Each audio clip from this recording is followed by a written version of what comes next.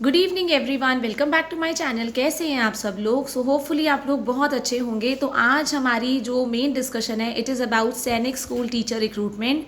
आप लोगों को पता होगा सैनिक स्कूल के बारे में। ऐसे कुछ ऐसे स्कूल्स भी हैं other than government job, like Sainik school is there, air force school is there, then we have army public school, navy children school. तो ये सारे के सारे स्कूल्स ऐसे हैं जिनकी जनरली हर साल जो होती है वैकेंसीज़ निकलती रहती हैं। बट येस, हर साल जो वैकेंसीज़ निकलती हैं वो प्योरली कॉन्ट्रैक्चुअल बेसिस पे निकलती हैं, और जो वो कॉन्ट्रैक्ट होता है वो सिर्फ 11 महीने का होता है। बट येस, इसके अंदर आपकी परमानेंट पोस्ट भी निकलती है जो आपको 3 या 4 साल के अंतर में ही देखने को मिलती है। एज जब कोई भी टीचर रिटायर होता है इन स्कूल से तभी वैकेंसीज़ आती हैं। तो आज हम डिटेल में डिस्कस करेंगे। एज़ यू नो, हमारी सैनिक स्कूल की टीचर वैकेंसीज़ निकली हुई हैं और इसकी लास्ट डेट ऑफ एप्लीकेशन जो है आपकी 6 सितंबर है। इसीलिए हम लोग डिटेल में डिस्कस कर लेते हैं कि कौन कौन सी वैकेंसीज़ निकली हैं और इसकी क्या क्या एलिजिबिलिटी है, क्या आप लोग इस फॉर्म को फिल कर सकते हैं या नहीं, क्या आप लोगों की एज सूटेबल है इस जॉब के लिए या नहीं। तो हमारी जो सैनिक स्कूल की रिक्रूटमेंट्स होती हैं वो टीचिंग के लिए भी आती है और नॉन टीचिंग पोस्ट के लिए भी आती हैं। तो अगर आप लोग इसमें अप्लाई करना चाहते हैं for the post of PGTs, अगर आप किसी भी सब्जेक्ट की पीजीटी के लिए अप्लाई करना चाहते हैं तो आपके पास सबसे पहले मास्टर डिग्री होनी चाहिए with 55% of marks in aggregate, मतलब टोटल मार्क्स आपके 55% होने चाहिए। साथ में आप लोगों का बीएड कंप्लीट होना चाहिए। और अगर आप लोगों ने मास्टर्स करी है या आपने मास्टर्स के साथ बीएड के अलावा आपने मास्टर डिग्री करी है बट बीएड नहीं करी, बट 3 साल का इंटीग्रेटेड कोर्स किया है बीएड या एमएड का, तभी भी आप मास्टर्स के लिए या पीजीटी पोस्ट के लिए अप्लाई कर सकते हैं। देन इसमें सीटेट की कोई भी रिक्वायरमेंट नहीं होती है। एज की बात करें तो एज की जो क्राइटेरिया है इसमें बहुत अच्छा है। अगर आप लोग 21 से लेके 40 ईयर्स तक हैं तो आप लोगों को अप्लाई करने दिया जाता है। मतलब जैसे कि DSSB के अंदर आप 36 ईयर्स तक ही अप्लाई कर सकते हैं फॉर पीजीटी पोस्ट। बट अगर आप लोग इसमें सैनिक स्कूल की बात करेंगे तो इसमें अगर आप लोग 21 से लेके 40 साल तक की एज के अंदर हैं तो आप लोग अप्लाई कर सकते हैं फॉर दिस पोस्ट। देन बात कर लेते हैं एज रिलैक्सेशन की। एज वी नो कि ये 5 साल का एज रिलैक्सेशन दिया जाता है फॉर SC/ST कैटेगरी और 3 साल का एज रिलैक्सेशन दिया जाता है फॉर OBC कैटेगरी। बात कर लेते हैं TGTs की। अगर आप लोग TGT पोस्ट के लिए अप्लाई करना चाहते हैं तो सबसे पहले आपके पास ग्रेजुएशन होनी चाहिए विथ 50% मार्क्स, आपकी बीएड कंप्लीट होना चाहिए और आपका सीटेट पेपर 2 क्वालिफाई होना चाहिए। अगर आप लोगों ने एस्टेट किया है या सीटेट जो भी किया है वो आपका क्वालिफाई होना चाहिए। देन बात कर लेते हैं काउंसलर की। अगर आप लोग काउंसलर की पोस्ट के लिए अप्लाई करना चाहते हैं तो आपकी ग्रेजुएशन होनी चाहिए या पोस्ट ग्रेजुएशन होनी चाहिए इन साइकोलॉजी। और अगर आप लोगों ने पोस्ट ग्रेजुएशन किया है इन चाइल्ड डेवलपमेंट तभी भी आप इसके लिए अप्लाई कर सकते हैं। और अगर आप लोगों ने ग्रेजुएशन या पोस्ट ग्रेजुएशन किया है with diploma in career guidance and counselling तभी भी आप काउंसलर की पोस्ट के लिए अप्लाई कर सकते हैं। देन हम लोग बात कर लेते हैं वैकेंसीज़ की। जो आपकी प्रेजेंट वैकेंसीज़ आई हैं पीजीटीज़ की वो it is for the post of PGT biology. इसमें आप 21 से लेकर 40 लाख तक अप्लाई कर सकते हैं। सैलरी स्ट्रक्चर बहुत अच्छा दिया गया है, दैट इज़ 71,400 ओनली। आप लोग अप्लाई कब पीजीटी पोस्ट के लिए कर सकते हैं? पीजीटी बायो के लिए अगर आप लोगों ने बीएड किया है and if you are able to teach through English medium, ये that is very very compulsory, तो आप इसके लिए अप्लाई कर सकते हैं। Plus post graduation with 50% marks. एक चीज़ आप लोगों के लिए इंपॉर्टेंट है कि इसमें आपको कंप्यूटर एक्ट का नॉलेज होना बहुत ज़रूरी है। अगर आप लोग वेल वर्स्ड है विद कंप्यूटर और अगर एक्सपीरियंस है आपका as a PGT in residential school तभी भी आपके लिए प्रेफरेंस दी जाएगी, मतलब उन टीचर्स को एक्सपीरियंस को प्रेफरेंस दी जाएगी। Then next vacancy is for the post of TGT Sanskrit. अगर आप लोग TGT संस्कृत के लिए अप्लाई करना चाहते हैं तो आपके पास BA होना चाहिए विथ 50% मार्क्स और संस्कृत आप लोगों ने 3 साल अगर पढ़ी हो तब आप इसमें अप्लाई कर सकते हैं। साथ में पेपर 2 आपका सीटेट का क्लियर होना चाहिए प्लस BEd आपकी कंप्लीट होनी चाहिए।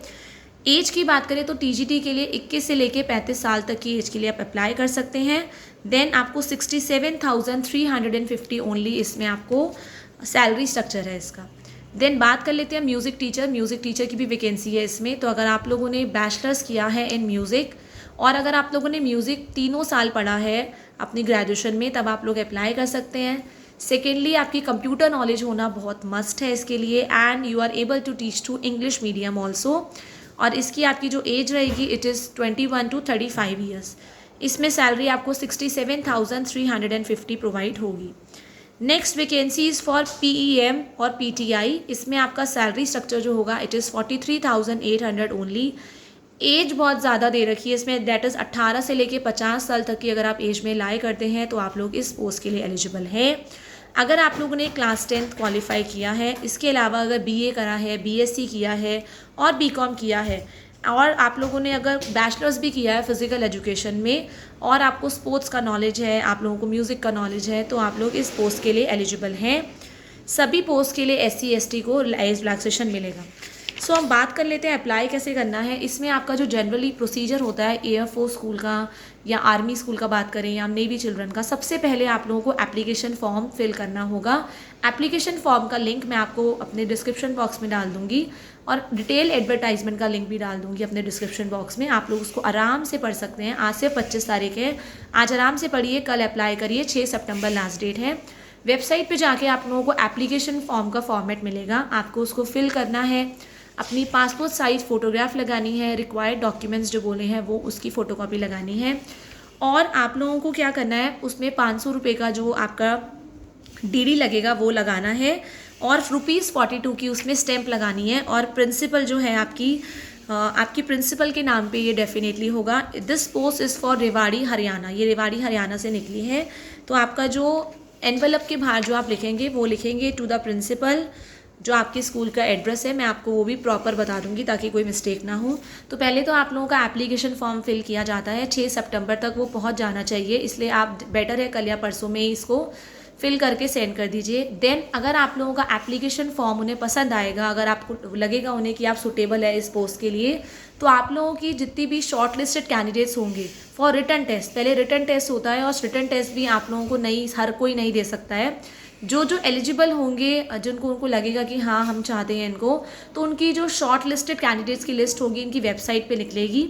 उसके बाद उन कैंडिडेट्स का ही उन कैंडिडेट्स का ही रिटन टेस्ट लिया जाएगा। और अगर आप रिटन टेस्ट में क्वालिफाई होते हैं तब दोबारा से आपके रिटन टेस्ट के जो कैंडिडेट्स हैं उनकी शॉर्ट लिस्ट निकलेगी आपकी वेबसाइट पे अगेन। और उसका फिर रिटन टेस्ट के बाद और आप लोगों का शॉर्ट लिस्टिंग के बाद जब आपको बुलाया जाएगा, अगर आप रिटन टेस्ट क्वालिफाई कर लेते हैं, आप लोगों का इंटरव्यू होगा। इंटरव्यू के टाइम पे अच्छी से क्वेश्चनिंग होती है, साथ में डेमो टीचिंग भी ली जाती है, आपको पढ़ा के देखा जाएगा आप जिस भी सब्जेक्ट के लिए अप्लाई कर रहे हैं। और आपका स्किल टेस्ट भी होता है, जैसे कंप्यूटर के लिए अगर आप अप्लाई करते हैं तो स्किल टेस्ट भी होता है, प्रैक्टिकल नॉलेज आपसे पूछी जाएगी।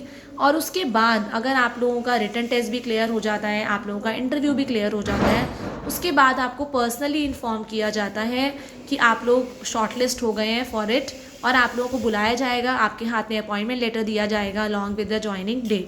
तो अगर आप लोग इसमें इंटरेस्टेड हैं तो एज सून एज पॉसिबल आप लोग अप्लाई कर सकते हैं। तो अगर आप कहीं भी जॉब नहीं कर रहे हैं और अगर आप हरियाणा रेवाड़ी डिस्ट्रिक्ट के कैंडिडेट हैं तो डेफिनेटली अप्लाई करिएगा। आप लोगों को एक्सपोजर बहुत अच्छा मिलेगा, आपकी लर्निंग बहुत अच्छी होगी। अगर आप ऐसे स्कूल्स में काम करते हैं जैसे एयरफोर्स हो गया, आर्मी स्कूल हो गया, आपका नेवी हो गया या आपका सैनिक स्कूल हो गया, इसके अंदर आपको बहुत सारी चीज़ें जो होंगी सीखने को मिलती है।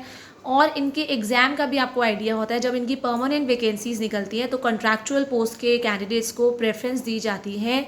आप लोगों को थोड़ा स्टाफ से भी आइडिया हो जाता है, नॉलेज मिल जाती है कि किस तरह का क्वेश्चन पेपर आता है, किस तरह से अटैम्प्ट किया जाता है, इंटरव्यू की नॉलेज मिल जाती है। तो प्लीज़ ये अपॉर्चुनिटी बिल्कुल भी मिस मत करिएगा। और अगर कहीं और की भी वैकेंसीज़ आएंगी तो डेफिनेटली मैं आपको इंटीमेट करूँगी, बट फिलहाल ये सैनिक स्कूल की वैकेंसीज़ आपको मिस आउट नहीं करनी है। बट येस, फाइनल हर एक चीज़ जो होगी आपको बिल्कुल ट्रांसपेरेंट होगी, सारी की सारी चीज़ें आपको वेबसाइट पे मिलेंगी। वेबसाइट का लिंक मैं आपको अभी डिस्क्रिप्शन बॉक्स में प्रोवाइड कर दूँगी। तो till the time, all the best everyone for your career. Thank you.